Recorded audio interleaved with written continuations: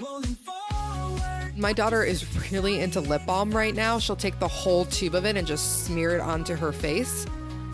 Rolling forward. I've lost a lot of lip balm to this.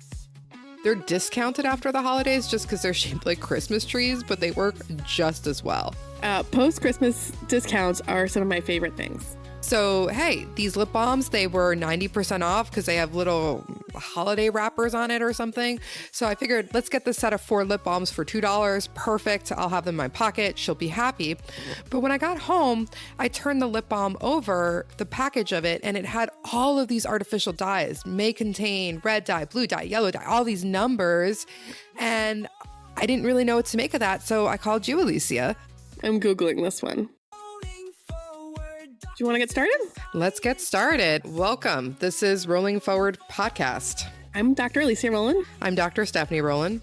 and We like to talk about science and facts. so today we're going to talk about synthetic dyes, what they are, why are people concerned or not concerned, and what's currently happening, and what changes we might see in the coming future with synthetic dyes. And there's a large conversation happening right now around red dye specifically. So let's start with a little bit of a story time. I love story time. So in the 1950s, it was Halloween. I love Halloween. Everyone was going trick-or-treating. There was none of that. I think there was like that concern about poisoned food, right? When we were growing up, there was that idea that like Halloween candy can be poisoned. This year, actually, the Halloween candy was poisoned. And after Halloween, dozens of kids got sick with really severe diarrhea, had some vomiting, had some rashes. It wasn't like widespread. No one died. But it was linked back to a synthetic dye called Orange No. 1. I've never heard of Orange No. 1. It's because it's not available anymore. And why isn't it available? Because it was not good for you.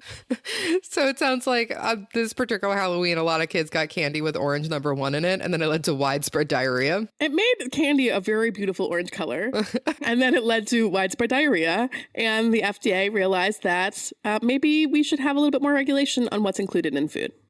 And so that led to the first regulation of dyes in food. It led to some of the first regulations. So dyes were approved in the early 1900s. Orange No. 1 was approved, I think, in like 1906. And it was in the 1950s, 1960s that they realized that maybe this should be regulated a little bit more closely. And Orange No. 1 became banned at that time. In the 1950s to 1960s, they approved a total of 9 synthetic dyes, all of which are still in use today. There's a total of 36 dyes or color additives available in foods that are currently available, 9 of which are synthetic, which means that they are not coming from a natural fruit product. So sometimes things are dyed red using beet juice, and sometimes things are dyed red with red number 40, which is a dye that has been created and is not part of a natural food product. So all color additives, food dyes, need to be approved by the FDA before they're used in foods, in cosmetics, and in pharmaceuticals. That makes sense. That's the role of the FDA or the Food and Drug Administration, is to regulate food and drugs. In the 1960s, when they started passing more legislation, they created something called the Delaney Clause. It's part of the U.S. Drug and Cosmetic Act, and it prohibits the addition of any chemical to foods that has been found to cause cancer in humans or in animals. It's essentially like a zero tolerance policy that if there is any possibility that it can cause cancer in humans or in animals, that we can't allow it in our food. That makes sense. I don't want my food to cause cancer. Agreed. So the kind of controversy, or why we're talking about this today, is that there's a lot of rhetoric around specifically red dye number 3. Red dye number 3 is a color additive, and it's made from petroleum, and it's what gives food and drinks that bright, really cherry red color. I feel like petroleum in food is not a good decision. It's probably not great to be drinking petroleum, but there are lots of things that we eat and drink, even naturally, that have kind of products in them that you wouldn't necessarily want to eat arsenic, but there's like arsenic in apples and other things. And so the idea is like in small amounts, it can be okay. So what's happening now with red dye number 3? So in the 1990s, the FDA denied a petition to authorize the use of red dye number 3 in cosmetics and topical drugs.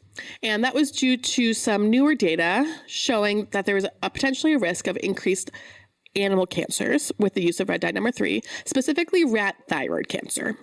But what was interesting is that it was already approved for use in foods and ingested drugs. So what you're telling me is that in the 1990s, they banned use of red dye number 3 in skincare products, makeup, things like that, because of a concern for cancer, but it was already in our food? Yes, exactly. And so is it still in our food? It's still in our food. And is this what everyone's talking about right now? This is what everyone's talking about. So when they decided not to allow it in topical products, they had made a statement that their next step was going to be to remove it from food and ingested medications. But they never actually did. Yeah, that's pretty much 30 years ago. And we've been eating it for the past 30 years? Yeah, and it's still available for the past 30 years. But what's really interesting is that the FDA had made a statement that they were planning to remove it from food, that it was their kind of goal was to remove it. But through the Delaney Clause, it's actually probably illegal for it to be in food, saying because the law or the policy is saying that anything that might potentially cause cancer needs to be removed. If you go to the FDA website, it specifically states that the mechanism by which it's proposed that red dye might potentially cause thyroid cancer in rats is not compatible with how it would happen in humans, and so they don't think it's translatable. And so they specifically say that because the studies that show possible rat thyroid and cancer, it does not raise safety concerns, and so they have not taken action to remove the use of red dye number 3 in foods. So if this has been going on for more than 30 years, why are people talking about it now? That's a really good question, and it's becoming more and more popular to hear about red dye in the media. A petition was filed with the FDA in 2022 to revoke the use of red dye number 3 in food, and that's currently being reviewed by the FDA. Are there other places that have already banned the use of red dye? Red dye is currently banned in a lot of places across the world, including all of the European Union, Japan, Australia, and New Zealand. And that's red dye number 3. And that's specifically red dye number 3. What's particularly interesting is that it's starting to be introduced in legislation across the U.S. I saw something yesterday about California has been really concerned about this. So California is the first state to actually pass a law banning red dye number 3, and they are phasing out red dye number 3 by 2027. Wow, that's so they're doing that on their own. So they're doing it completely on their own, and at least 10 other states have introduced similar legislation to their state Congress, but it has not yet passed anywhere else. It's interesting because California has such a large economy that when you think about companies that are shipping products to California, if they can't have red dye number 3 in it, this might even just lead to a removal of red dye number 3 for ease of use. Exactly. It's so expensive to create different products to package them differently for different states. And California is such a large state that it's expected that this actually might lead to a national ban just by California alone, banning red dye number 3. And there's been ways that we've already seen this happen with things like Skittles and M&M. Since red dye number 3 can't be used in Europe, they're making Skittles and M&Ms differently in Europe, and they've just started making them the same way for the United States. Exactly. So we're seeing lots of companies already removing red dye number 3 from their products, and it'll be interesting to see how this progresses over the next few years. So it sounds like RFK Jr., he's been concerned about food dyes causing cancer. And then Governor Newsom in California also now is concerned about food dye. Is this a rare area of agreement for them? I think this is an area of agreement. So it'll be interesting to see what happens in Congress. There are statements that RFK Jr. makes that are very sensical, like food is medicine. And he will say things that sound true because they are. And then he'll back it up with things like raw milk is the answer. And that's where he loses me a little bit. But food is medicine, and there might be some risks to dyes. He loses me a lot with the raw milk. It's also really interesting that given RFK Jr.'s claims that food dyes cause cancer and that this is a national conversation right now, he hasn't actually said anything about what his policy is going to be about food dyes. Has made no statements about his policy about food dyes. It's interesting that a lot of our discussion so far has really focused on the cancer risk for red dye number 3. But as a psychiatrist, what I hear from parents, what they're concerned about are behavioral changes. And on TikTok and social media is that people have been really concerned about behaviors related to red dyes. Are there foods that can actually make you crazy? I thought it was a myth. I thought it was a joke. If your kids are just breaking down emotionally, just see if there's dye in the food. I'm telling you, it is not a myth. Yeah, so I think the reason why people have been talking about red dyes more recently has been about the concerns about neurobehavioral changes in kids, specifically hyperactivity. So if this has been going on for more than 30 years, why are people talking about it now? That's a really good question, and it's becoming more and more popular to hear about red dye in the media. A petition was filed with the FDA in 2022 to revoke the use of red dye number 3 in food, and that's currently being reviewed by the FDA. My 3-year-old was having tantrums every single day, sometimes multiple times a day. So my husband and I decided to take dyes out of her diet. We are a red dye 40 free family. I'm new at this, but I did some research on some behavioral things with my kids. Here's how I found out that red dye 40 was contributing to my behavioral issues. So I think people talk about red dye number 3 and red dye number 40, a lot about this idea of hyperactivity in kids, but the legality, I think, is more around the cancer with red dye number 3. That's interesting. So right now people are focusing on removing red dye number 3 because of the cancer risk, and the Delaney Clause allows you to do that. But what we're really hearing from parents that they're worried about is hyperactivity. And it's something that I've looked at before as well with families that have asked me. And it seems like it's really hard to know what the evidence is there. It's super hard to know what the evidence is. So some people are concerned that red dye number 40 specifically, also red dye number 3, but most specifically red dye number 40, can lead to increase of ADHD or ADHD-like activities in kids. And ADHD is attention deficit and hyperactivity disorder. This is a developmental disorder that can cause inattention, hyperactivity, and impulsivity. It often starts in kids and continues throughout the lifespan.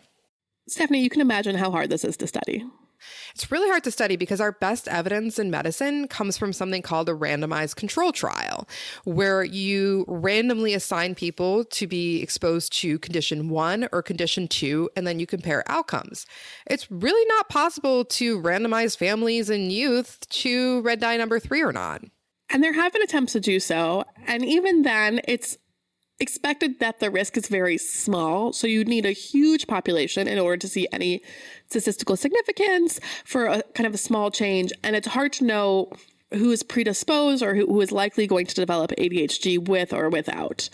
So it sounds like there's been a couple of really difficult things to manage about these studies. Even when you are able to set up a randomized control condition, there are questions around what we call power, which is how much people you need in a study to actually find a small difference.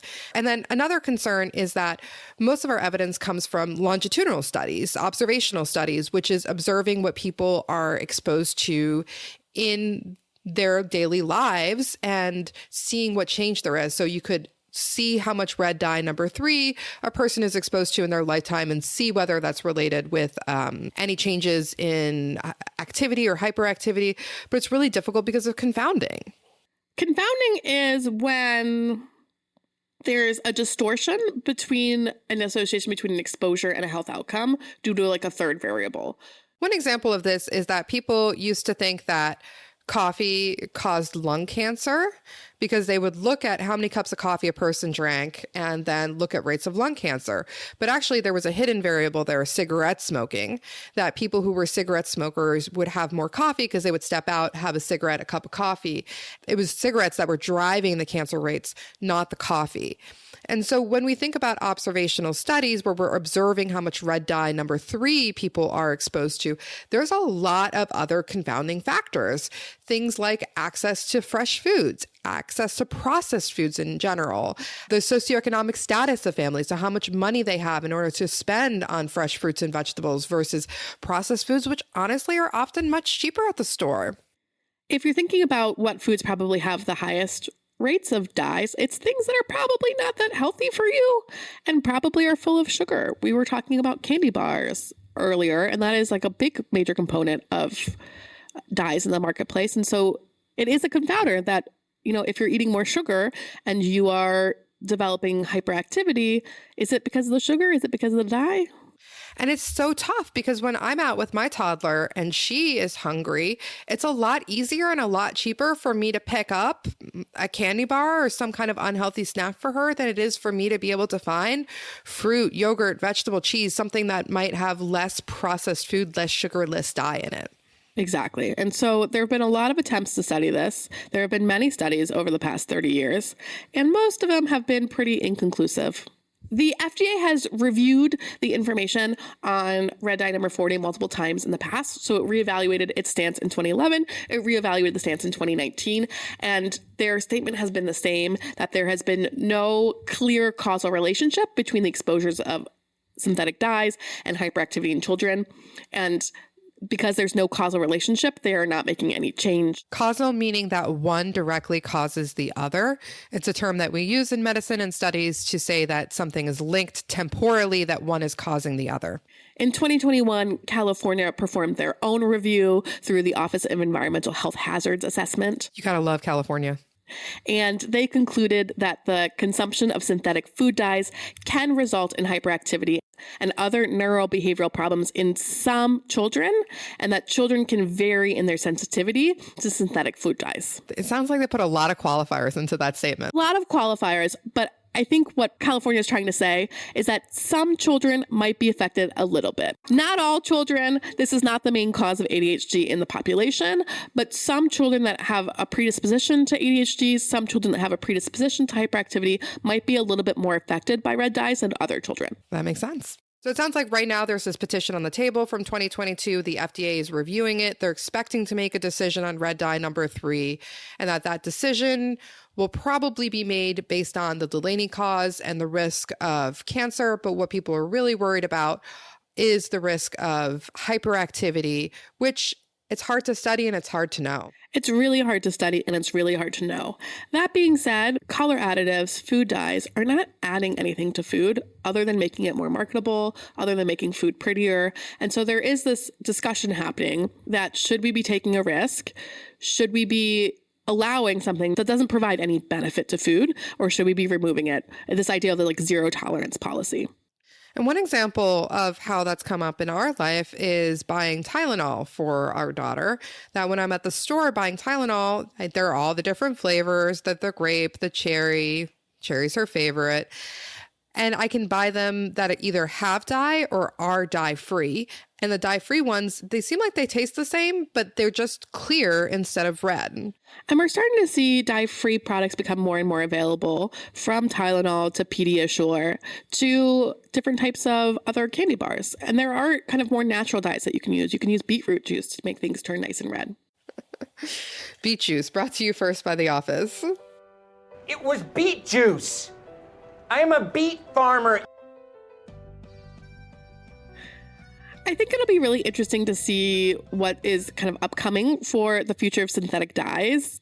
In September, the FDA had a really large public meeting about reevaluating chemicals in the food, including all color additives, including all food dyes. And they're currently in a public comment period until January 21st, 2025. So if you have any thoughts, if you have any concerns, if you have anything that you want the FDA to take into account, this is the moment to go online at the FDA website and enter your comments into their system.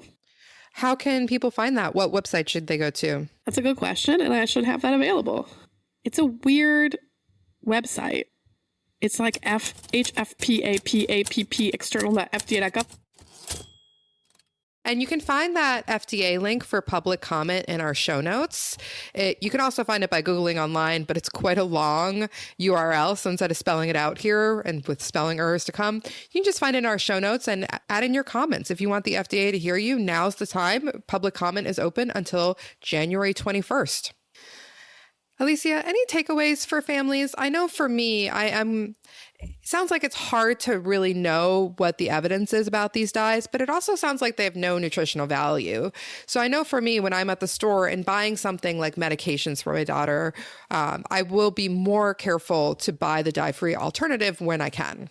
Exactly. I think the literature is very unsure, but there's also no benefit, so why take a risk? And there's a growing number of dye-free alternatives, and I'll be interested to see with this new California ban that's coming into place in 2027, if that's going to lead to a more widespread ban of red dye number 3 and maybe red dye number 40, which we didn't talk about, but is in a separate law in California and will be banned in public school, food, and drink as of 2028.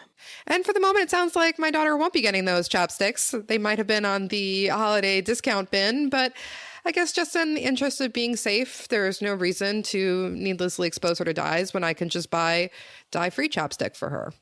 And we'll see where the coming administration goes and makes policies with regard to synthetic dyes. RFK has made a lot of statements that food dyes cause cancer, but he hasn't really made an official stance on what his policy will be. So it'll be interesting to see how this progresses in the new year. Stay tuned here for more updates and information about this.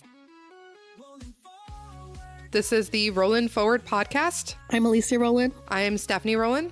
And thanks for listening. You can like, subscribe, send us an email. ROLIN forward show@gmail.com to email us. Let us know if you have any questions or things that you'd like us to talk about. Happy 2025. Until next time.